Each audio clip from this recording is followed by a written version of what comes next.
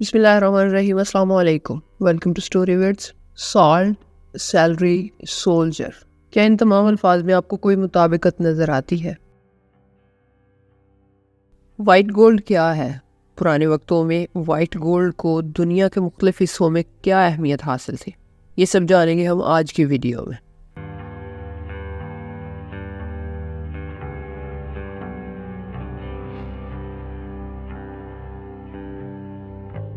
मिस्र की तहजीब, जो कि दुनिया की कदीम तरीन तहजीबों में शामिल है, वहाँ के लोगों के मजहबी अकायद अजीब व गरीब किस्म के थे, मगर उन मजहबी अकायद में एक अकीदा ऐसा भी था जिसका बिलवास्ता ताल्लुक नमक से था, क्योंकि नमक के बगैर वो मजहबी रस्म अदा नहीं की जा सकती थी। और वो अकीदा ये था कि ताकतवर शख्सियात जैसे कि हुक्मरान और आला ओहदेदारान, वो मरने के बाद भी दोबारा अपने मकबरों में जिंदा हो जाते हैं। इसी वजह से उन्हें जब दफन किया जाता तो उनके साथ उनके खाने पीने की अशिया, उनके बर्तन और दीगर ज़रूरियात की चीज़ें भी दफन कर दी जाती थी। जब कोई ताकतवर शख्सियत इस दुनिया से चली जाती तो उसकी बॉडी को महफूज करने के लिए वो लोग नमक का इस्तेमाल किया करते थे। पहले 40 दिन मैयत को बहुत ज़्यादा नमक लगा कर रख दिया जाता था और उसमें से गलने सड़ने वाले तमाम अज़ा निकाल दिए जाते थे, और इस तरह उनकी आखिरी रसूमात की अदायगी के लिए नमक का हुसूल बहुत ज़्यादा ज़रूरी था। मगर वो नमक हासिल कहाँ से करते थे? मिस्र की सरजमीन में 4 ऐसी झीलें पाई जाती थीं जिनका पानी बहुत नमकीन था, और इस तरह इन झीलों के किनारों से नमक हासिल किया जाता था। और बाज़ दफ़ा तो बहरा मुर्दार की तह में मौजूद मिट्टी को हासिल किया जाता, मुर्दों को ममीफाई करने के लिए इस्तेमाल किया जाता था। कदीम मिस्री लोगों के नज़दीक नमक की अहमियत एक मजहबी रस्म की अदायगी के लिए बहुत ज़रूरी थी, मगर कदीम रूमियों ने नमक की अहमियत में मज़ीद इजाफा कर दिया। हुआ कुछ यूँ कि बादशाहों को चूँकि ख्वाहिश होती थी कि उनकी सल्तनत फैलती रहे, ज़ाहिर है इस काम के लिए जंगजू भी दरकार होते थे। ज़्यादातर जंगजुओं का गुजारा माल गनीमत पर होता था, मगर बाज़ दफ़ा ऐसी सिचुएशन पैदा हो जाती कि ज़्यादा माल गनीमत हाथ नहीं लगता था, तो फिर इन जंगजुओं को इनाम इकराम या फिर तनख्वाह के तौर पर दीगर कीमती अशिया से नवाजा जाता। और इसी तरह एक वक़्त आया कि जब रूमियों ने नमक को करेंसी के तौर पर इस्तेमाल किया। जी हाँ, फ़ौजियों को बाकायदा तौर पर तनख्वाह देने के लिए नमक का इस्तेमाल किया जाता, और यही नहीं, बाज़ महसूलात की अदायगी के लिए भी नमक को इस्तेमाल में लाया जाता था।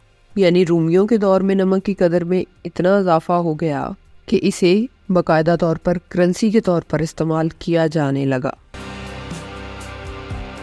और इसी तरह लफ्ज़ सैलरी, जो कि सॉल्ट से निकला है, मार्ज़ वजूद में आया। और बाज़ मुहक्किकीन तो ये भी लिखते हैं कि सोल्जर का लफ्ज़ भी सॉल्ट से ही निकला है,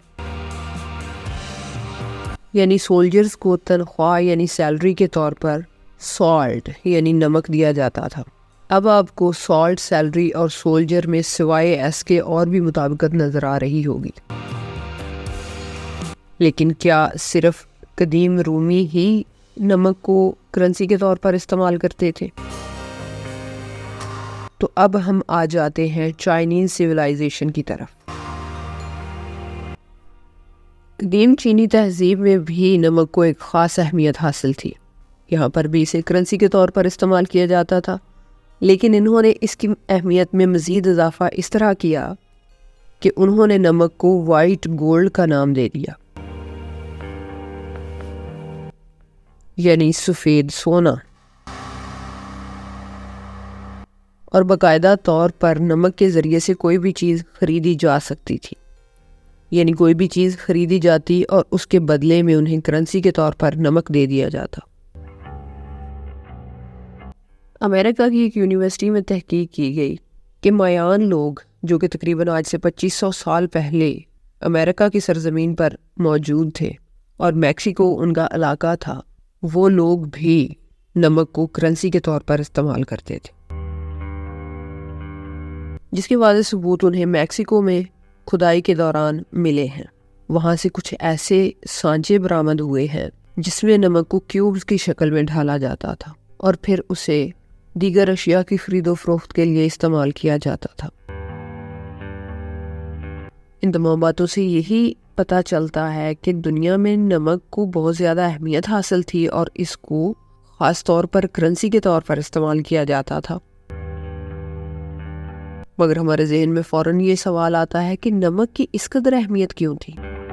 نمک اس کائنات میں پائے جانے والے بڑے بڑے ایلیمنٹس میں سے 16ویں نمبر پر ہے، یعنی یہ دنیا میں 16ویں نمبر پر سب سے زیادہ پایا جانے والا ایلیمنٹ ہے اور تقریباً ہر جگہ موجود ہے۔ یہاں تک کہ انسانی جسم کے اندر بھی نمک کی اچھی خاصی مقدار پائی جاتی ہے۔ مثال کے طور پر اگر انسان کا وزن 60 کلو ہو تو اس میں 240 گرام، جو کہ تقریباً 1 پاؤ کے لگ بھگ بنتا ہے، اس قدر نمک ہمارے جسم کے اندر موجود ہوتا ہے۔ تو جب ہم انسان کی ضروریات کے بارے میں سوچتے ہیں تو سب سے اہم ضرورت انسان کی کیا ہے؟ روشنی، ہوا، پانی۔ ان چیزوں کے علاوہ انسان کو خوراک کی بہت زیادہ ضرورت ہوتی ہے۔ خوراک کے بغیر انسان کا زندہ رہنا ناممکن ہے۔ یہاں پر مجھے ایک واقعہ یاد آ رہا ہے فرانسس بیکن کا، جو کہ تھا تو ایک فلسفی لیکن وہ ٹھنڈے علاقے کا رہائشی تھا۔ ایک مرتبہ کسی نہ کسی طرح اس کی 6 بطخیں مر گئیں، تو ان دنوں چونکہ برف باری ہو رہی تھی تو اس نے ان بطخوں کو محفوظ کرنے کے لیے تاکہ وہ انہیں دوبارہ استعمال کر سکے، ان کے اندر برف بھری اور انہیں برف کے اندر ہی دفن کر دیا، اور یوں وہ اپنی خوراک کو محفوظ بنانے میں کامیاب رہا۔ لیکن پرانے وقتوں میں سارے لوگ تو برف کے علاقوں میں نہیں رہتے تھے تاکہ وہ برف میں اپنی چیزیں دبا دیتے اور وہ اس طرح ان کے کھانے کے لیے محفوظ رہتی۔ آج سائنس بہت ترقی کر چکی ہے اور کھانے کی اشیاء کو مختلف طریقوں سے محفوظ بنایا جاتا ہے، مگر پرانے وقتوں میں خوراک کو محفوظ بنانے کا صرف اور صرف ایک طریقہ تھا، اور وہ یہ تھا کہ اس کو نمک لگا کر رکھ دیا جاتا۔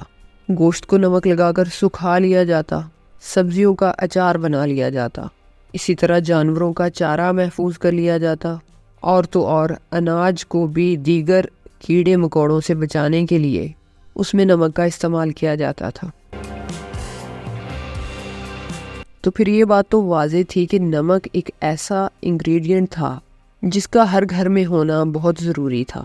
اور ایک اور بات نمک کی اہمیت میں جو اضافہ کرتی ہے کہ نمک کا حصول دور دراز کے علاقوں سے ہوتا تھا۔